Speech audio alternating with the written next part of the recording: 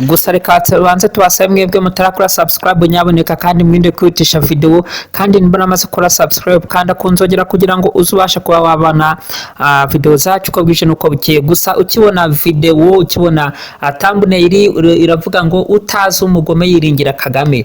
Iyi ni title cyangwa se ni video tugiye kuba twavugaho tuvuga mu by'ukuri kubera iki abantu nk'aba ngaba bagisebya umuyobozi w'igihugu, kubera iki abantu nk'aba ngaba bagifata umwanya wo kuvuga ku bayobozi kandi kibi cy'aba bantu rero babivuga bari hanze y'igihugu ntibabivuga bari mu Rwanda. Rero uyu mugore cyangwa se aba bantu babibasiye president wacu w'igihugu ntabwo baba bari mu gihugu ahubwo baba bari hanze. Nta kindi rero twakora kugira ngo tubashe kuba twarwanya aba bantu usibye kuvuga ngo natwe turabasubije tubabwisha ukuri.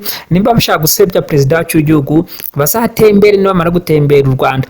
Hari gahunda bita Visit Rwanda. Iyi gahunda bita Visit Rwanda sinzi nimba bayizi, sinzi nimba bayumva, ariko iyo ugeze mu Rwanda by'ukuri ubasha kuba wabona ko ibyo bavuga ku muyobozi President Paul Kagame atari byo. President Paul Kagame ni umubyeyi, ni umuyobozi, akora uko ashoboye kose kugira ngo abanyarwanda bashe kuba bagubwa neza, abana barize, abakecuru n'abasaza babwa VIP, inka, buri muturage nta kibazo. Hari abantu bameze nk'ibigoryi ugira ngo mu by'ukuri ntabwo batwitiwe cyangwa se ntibigeze bavukira amezi 9.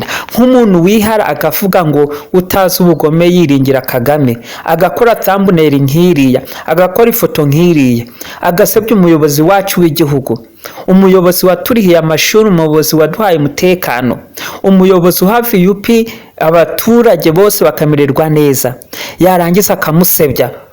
Hari abantu bameze nk'injiji ku buryo babona gusebya president w'igihugu ntacyo babibabwiye, nyamara president w'igihugu ni umuntu bawubashwe. Rero kuba president w'igihugu usibye no kuba ari president w'igihugu ni umubyeyi, aratubyaye kubera ko yadukuye habi.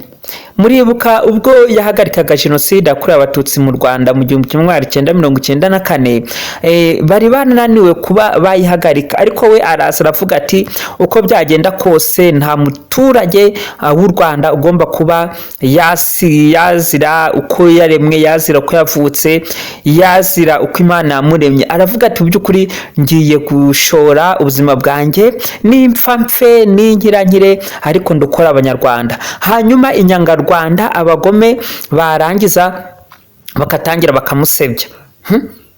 Ndebera mu by'ukuri ngo utazi umugome yiringira Kagame. Kagame yakugize ati ni kwa nyangarwanda we. Kagame hari icyo yagutwaye usibye kugenda uvugira mu matamata muri iyo ngiyo muri za Uganda, kugenda uvugira mu matamata muri iyo ngiyo muri za Kenya, kugenda uvugira mu matamata muri iyo ngiyo muri za Congo, uri iyo ngiyo muri za Ethiopia, uri iyo ngiyo mu Faransa, muri Amerika no mu Bwongereza hose, ukagenda uvuga ubusa. Kagame yagutwaye iki?